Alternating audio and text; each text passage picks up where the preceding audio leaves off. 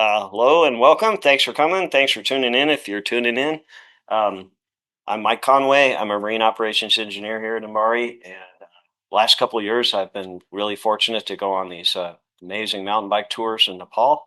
And this trip, we had Hendrik Miller, a real good friend of the guide and owner Sham, and Hendrik provided all these really amazing photos. He's a great photographer, mountain biker, a real interesting guy. I will tell you more about him in a minute. This trip, we were in the Everest region, so near Mount Everest, and the local name is Solokhum, Solokhumba.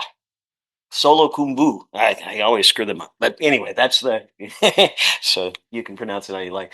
You may have heard just about a month before we went on the trip, we went right at the beginning of October, and they had a bit of they had a major rebellion. The government shut down social media because they didn't like what the young people were posting, and young media was known as the Gen Z rebellion.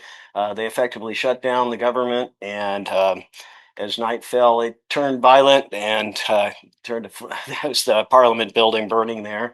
They also burned the Hilton Hotel right in downtown Kathmandu. But I was so impressed with the resiliency in the Nepalese people. They just seem to bounce back, and from boulder falls in the road, they just go around it. They just keep going, and we also in the summer months are their monsoon season, and just before we got there, literally, well, Sham said, "Oh yeah, monsoon's usually done by October." Well, we were there the first week of October, and 2 days before we got there, it rained for 26 straight hours and flooded these. And you can imagine with mountains like they have, the drainages, it turned to torrents. And that looks very familiar to a place we went on the first trip. And I think I might have even walked that street, but um, we were treated like royalty. They picked us up at the airport. We arrived at night, took us right to the hotel, and we hardly saw any effects other than the ground was wet. But they got us around everything. This is very characteristic of the area that we went last time, which is more near the Annapurna mountain ranges, and it's called the Lower Mustang region. And it was typically very barren and dry and rocky like this. Spectacular views, really fun to ride, but I really, really like riding in the forest. And through conversations with Sham, and he was also watched me ride quite a bit, and he said, "Well, I think you really like this Everest region, in particular this one town we went to." So right after we got to Kathmandu, well, we went through. This is my friend Bob here from Aptos, and he joined me this trip. So fun to have him on almost every day. I caught myself thinking, man, I'm sure glad he came. Super fun to have. Playing with the kids, every interaction. He made everything just so much more fun. Um, yeah, right out of Kathmandu, the first day we went up to a national park that's just 12 kilometers north of the city, and it's a 60 square mile national park. It's fairly new, and a lot of an urban encroachment, but we were able to ride trails like this. It was really fun.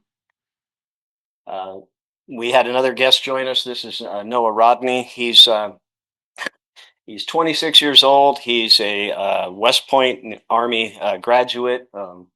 He lives in Korea with his wife, and as you can see, he's quite an athlete. I mean, he's solid muscle. Um, at the end of the trip, after riding for a week with us, then he and one of our guides, Naga, hiked and then climbed a peak adjacent to Everest called Lomboche. It's another 20,000-foot peak, and just meeting him right off the bat, I'm like, yeah, you're going to summit. There's no question. Yeah. He grew up in New Mexico, so he's very used to rock climbing, and altitude didn't bother him at all. This is Hendrik on the left in the center. Very few photos of him because he was always behind the camera. Real character. He had so much charisma and just brought out the best of people, and really did a great job of catching it on the camera. This was an short airplane flight we took, and he was right behind the cockpit and got that selfie. That's pretty cool. He's an interesting person. He's Danish, but he lives in Chiang Mai, Thailand. He has a motor scooter and guide tour business there in Chiang Mai. He's also another passion of his is fishing, and he's part owners and guide in a fly-in fly fishing camp in Alaska. So he goes up there a couple months every summer, and then back to Denmark. He's quite the global guy. This is Sham. He's the guide and owner of the company. The company is called Gnarly Mountain Bike Nepal.com. He guides these trips. They're small groups, uh, treats you unbelievably well, takes care of every aspect. I didn't have to think about a thing. In fact, I lost my phone when I got out of my friend's car at the airport, and I didn't need it. It was everything was just perfectly taken care of. The lower right, that's kind of a blurry photo that I blew way up, but I just really wanted to capture his smile. Was just amazing and really fun. All these guys were real fun to be with. Um, Along with the guides, there's all both trips. Friends of his would join us, and this is both a friend and a guide from the region that we ended up in, Paplau, and his name's Dawa, and he was hosting us there, and we would hub from his house every day. But he came, joined us in Kathmandu, and rode with us the whole week. Really great rider, as you can see. Then on the left, that's our guide. He was always way out in front. That's Prochit. He's a aspiring racer that Sham coaches in a lot of races in the area. And then on the right are our two fantastic drivers. These guys are amazing. Take and Banad. Um, they can drive in not only four wheeling. I mean, stuff that I was just like, wow, you're going to make it up then. And about halfway up, they actually shift into four-wheel drive. They must have been two-wheel drive. And from that highway driving, where mirrors practically touch the road so narrow, to just hectic Kathmandu traffic with people and cars and everything, never seemed to phase them. So these are the rigs that they shuttled us in. That carry the bikes in the back, four door pickup trucks. Um, Really nice. So that's downtown Kathmandu on the left, and as we were leaving, and a typical mountain road stuck behind a logging truck. This adorable creature is the red panda, and I didn't even know they existed till just before my first trip. And somebody said, "Oh, are you going to see a red panda?" They're, as you can imagine, are fairly elusive, hard to spot.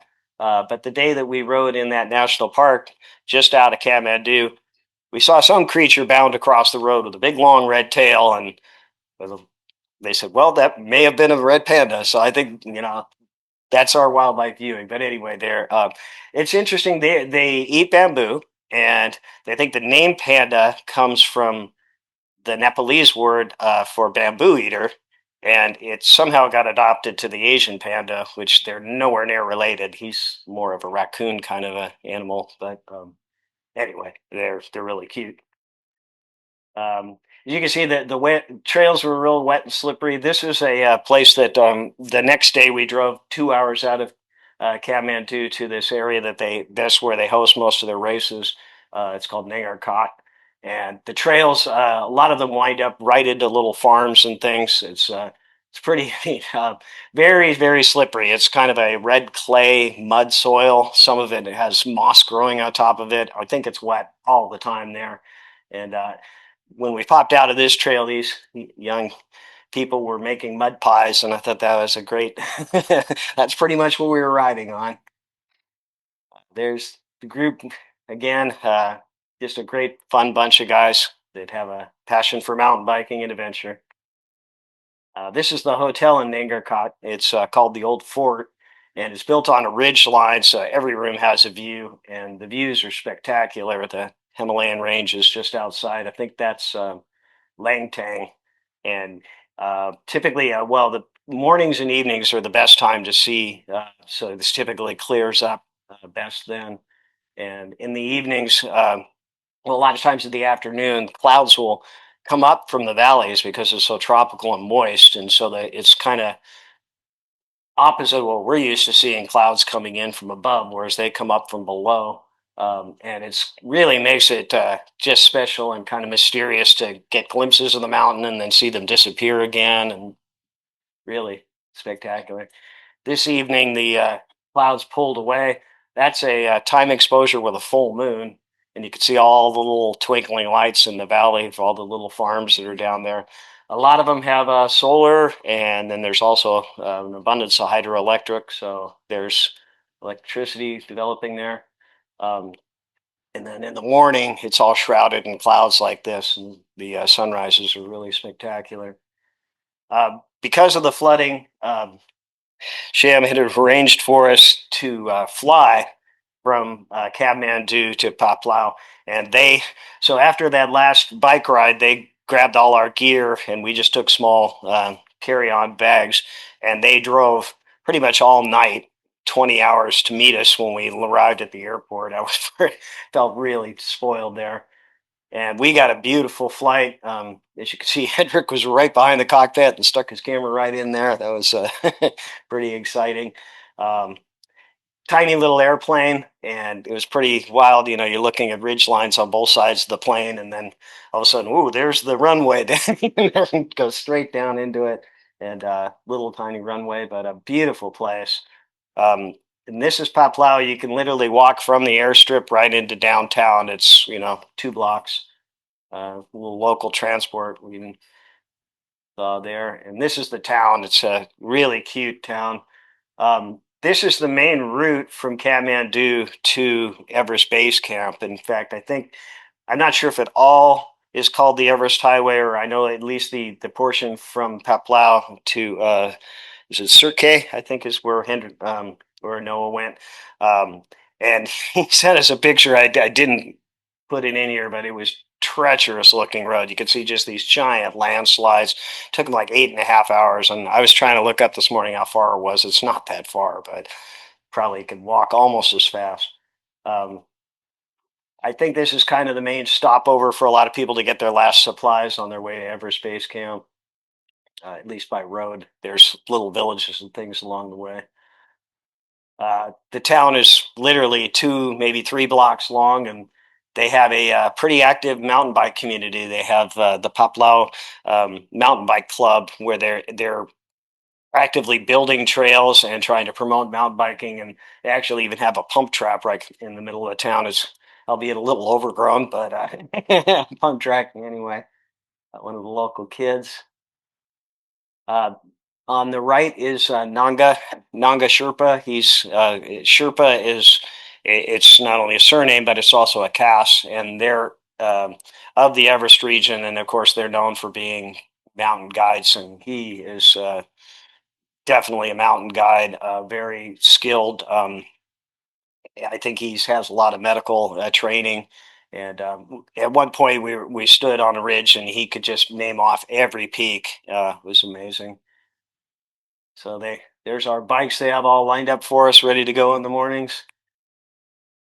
Local, interesting jewelry, and a lot of really bumpy roads like this. I believe those stones are all hand set, and they put them on edge so they have good traction and good drainage, and it makes sense. But it's like they're all hand built, and you don't go very fast on them. Um, We did a 2.5 day cross country ride. When we first got to Paplau, we actually drove out of town and along the ridge, and they dropped us off. And a lot of it was downhill down these rocky roads, which was kind of a drag to lose all that altitude. But then we gained it back up. You can see there's lots of terraced land, farms around. It's just beautiful area. And again, the clouds coming in and going out. This is the first tea house we made, and very happy to get there and have some tea. And very influenced by it. Very much feels like a Swiss chalet. Really cool little place. Nago is that's milk tea. It's a black tea with a lot of milk. I think it's almost like a cream. Really good, really refreshing. Uh, Hendrik is quite the coffee lover, and so Nongo is the master of the mocha pot there. We always had coffee going for us. That's the local cook on the left. Really nice place. In the morning, coffee was already ready for us at first light. And out the window is these views of Mount Everest. It's just spectacular. Uh, it was, The that place, I think that was Japri, very very small. Felt like just a couple of tea houses and some farms.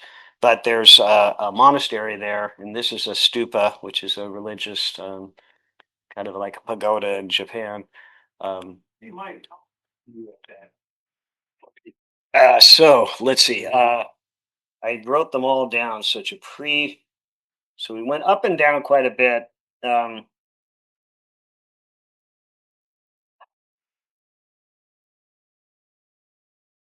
I want to say F. I'll just guess. So we Papalao is about 9,000, and then we dropped down and then came back up, and again to about 9-10,000. Or I guess we rode. Well, we rode this morning, and the trucks drove as far as they could, and then they hired some porters to carry overnight bags for us up to this base camp. Um, I rode that portion, and once it turned to trail, that's it. Actually, was getting really. I really liked it. The forest was just magical. There was moss and really wet, but that was up about 11,000, and I was having a really hard time with the altitude, just focusing on the trail. And there was one little rocky downhill section, and I thought I'd picked the line I wanted, and next thing I know, I was going forward and the bike was not, and I went over the bars and hit my head, and I popped up and felt fine, but I followed Cham's advice. He thought that I should go back and go down, and I'm kind of glad I did, because the rest of the trip was a lot of carrying your bike uphill, and my shoulders and wrists are arthritic, so I probably would not have enjoyed this and would have held up everybody up a lot. This is the base camp. You can see it's very, very basic. That was at boy, I want to say that was close to 12,000 feet, 11,500, and very cold that night. But I was back at the lower place, very comfortable. And actually, that was funny too, because as soon as I went down in altitude, I just felt so much better. I was fine. And then again, went back up again. So at night, this is the Milky Way there. Hendrix really loves taking those. That photo is just amazing. And then the next day, another 1,000 foot of vertical carrying your bike mostly. And once they got to the top, the view is spectacular. I do wish that I'd gotten to see this, and I think in hindsight, I probably would have just liked hiking up there and maybe getting a motorcycle ride up as far as I could. Um, but yeah, that's Sham's wearing a T-shirt from a local bike shop in Aptos. I got as a gift for him before I left, and so for advertisement, I gave them that photo. They're free to do with what they want. And Dawa's the master of wheelies, as you could tell, the wheelie gene. So yeah, the beginning of it was just wide open, riding on tundra, a little tiny single track. That looked super fun. But then it looked like that was another, I think it was 1,000 vertical meters of just stair stepping, rocky. Well, you could see those stairs, and those were all hand built. But yeah, and that would have finished off what cartilage I had left, I think. This is the national bird of Nepal. This is one of the other few wildlife sightings we had. That's a female.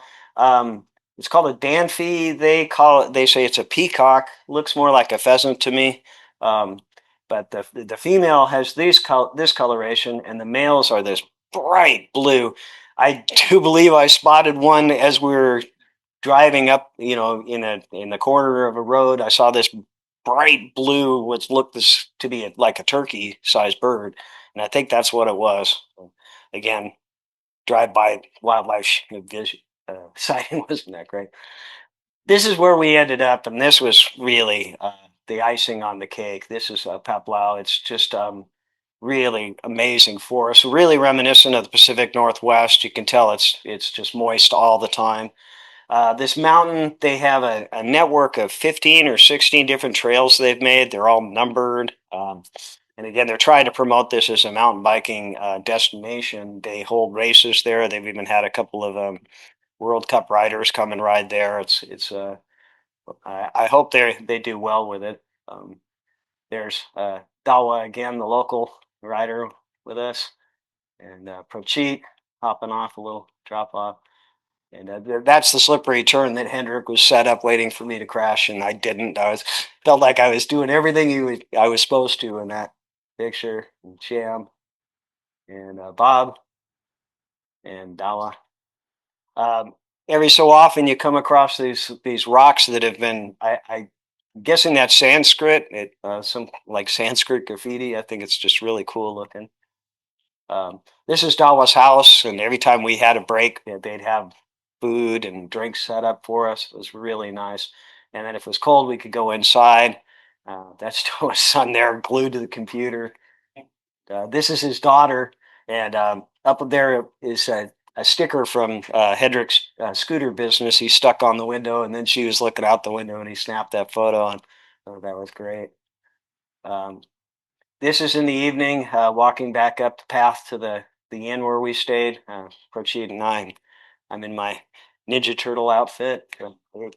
It was slippery and there were a lot of trees, so he convinced me to wear all that stuff. And I'd never crashed, but I'm glad I had it just in case.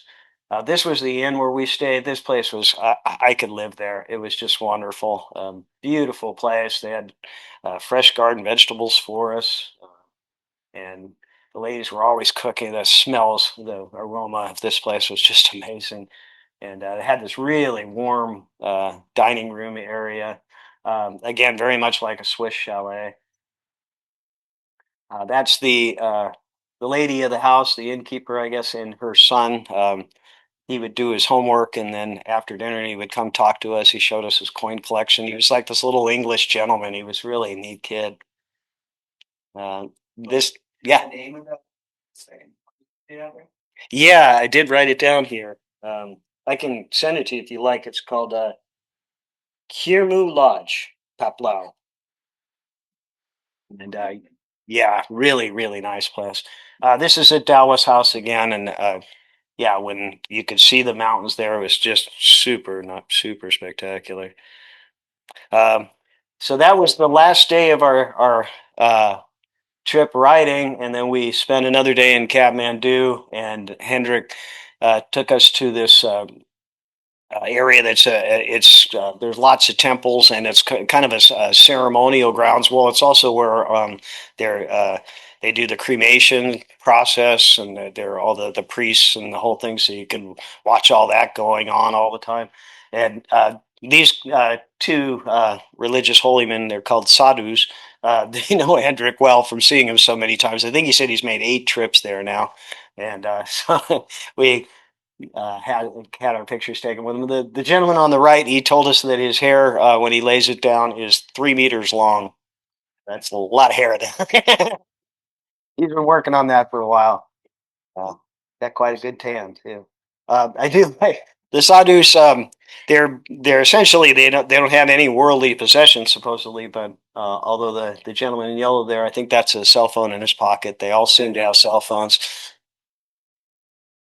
Um, so then we headed home, and Noah hiked. Well, they drove one day 8.5 hours to get. I was trying to find the distance, but it wasn't that far, but just a treacherous road. And then they hiked for another 2.5 days to the base camp to climb Lamboche.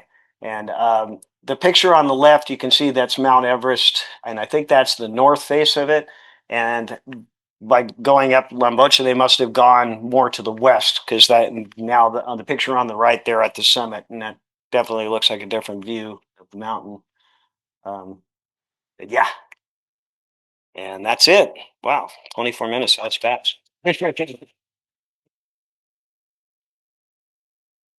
Thank you for coming. Yeah, it was amazing. Any questions? Yeah. So I'm late, but that looked pretty advanced. But although the place that had tons of trails, were there more that maybe like intermediate? Uh, if you like wet, slippery, narrow trails, yeah. They weren't steep. So they were, it was very much like riding Santa Cruz. Yeah. I Yeah, I don't know if I'd take a beginner there, but the other thing is I mean, it's a long way to get there. When we drove back to Kathmandu, it was at least 16 hours. We could see the road that they'd had to detour around. It had been built sort of on the shoulder of this river, and there were these retaining walls, and it had completely washed out. The retaining walls just looked like giant dominoes in the riverbed. And again, the persistence or perseverance of the Nepalese people, they just get out a tractor and plow away down the river road, and everybody goes that way. And slow going, but you get through. Mostly, yes. Yeah. Yeah, there were some highways, but they're pretty sparse on the pavement. Yeah. Yeah, yeah. So that town is basically right on the highway. Yeah, so straight either way, it's dirt. Brian? So just two questions, like how long was this trip? And then, if one was to plan this trip, how much money should set aside? It was actually quite reasonable. Your money goes quite far in Asia. The trip was 8 days, including travel day on either end. If you were to really squeeze it in, we made 10. So we stopped in Singapore and spent a day on the way, and um, I'd even recommend taking more time on the way there to acclimate. The tour itself, with lodging and food and bike shuttles and everything, was about $3,000, which is really quite reasonable. The airfare was another 1,500, and I booked it early. Tom? People told me that decades ago there was so much wood burning, smoke everywhere, that it was not very pleasant. Wise, but it sounds like solar. Yeah, there is. And natural gas, uh, the Lower Mustang, the Annapurna area where we were, I think I watched a video and they were talking about, well, this was to hike to the Everest Base Camp, and they said typically they burn yak dung for fuel, and it's pretty dirty fuel. But I think most of the heating is now done by natural gas, and they have quite an abundance of it. Yeah, so this area, as you can see, was really forested, whereas the other around the Annapurna was really barren, and I think any wood that was there had been burned or cut. But this was actually an active. It seemed like tree farms. There were lumber mills all over the place. And the other thing I didn't mention, I should have, is that I'd love to see that in the spring because it's pines and rhododendrons, and the rhododendrons are trees. They're huge. I imagine the colors are fantastic. Did you bring your own bike, or did they? I rented the bike, and I did that the first time, and it worked out really well because it was a bike that was really appropriate for their trails. It was much more travel and heavier duty than the bike I ride here. So and it was just really nice not to travel with a bike. My friend Bob, he's an extra large. He's 6'3", 6'6", something like that, and so he brought his own bike, and he borrowed a bike bag from a friend that had wheels, and so he pulled the whole bike, break it down inside this bag, and that actually worked out just fine. Singapore Air, it's not like Southwest. They really treat you well. Mike? Yes. There are pictures of Mount Everest. Was that a surprise? I've heard it's like often in clouds. Yeah, well, yeah, we really lucked out. I mean, aside from the rain before we got there, we had clear weather almost every day. And yeah, it was really lucky. Oh. Yes. Where are you going next? We were talking about that. I'm thinking of, well, actually, where the Olympics are right now, the Dolomites is high on my list, and yeah, and yeah, I want to do a trip with my wife so it can appeal to both of us. We can hike, and then I can, go off and ride for a couple of days and ride ski lifts, and sounds like fun to me. Probably a lot more expensive, but we'll we'll see. Yes. So clear, so well edited as well. Thank you. What did you do? Oh well, these were all my. You might have missed the part where I talked about Hendrik, who was with us. He was a professional photographer, so he had it was the nice Canon that everybody seems to have with the big paparazzi lenses. That's what's so impressive is, he rides circles around us, and he's carrying 10, 20 kilos of camera on his back, and Yeah, he says when he goes over the bars, the first thought is this is going to be expensive.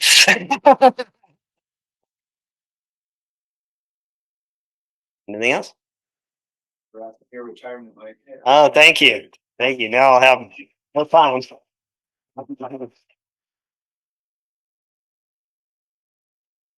Thanks so much. Thanks for coming.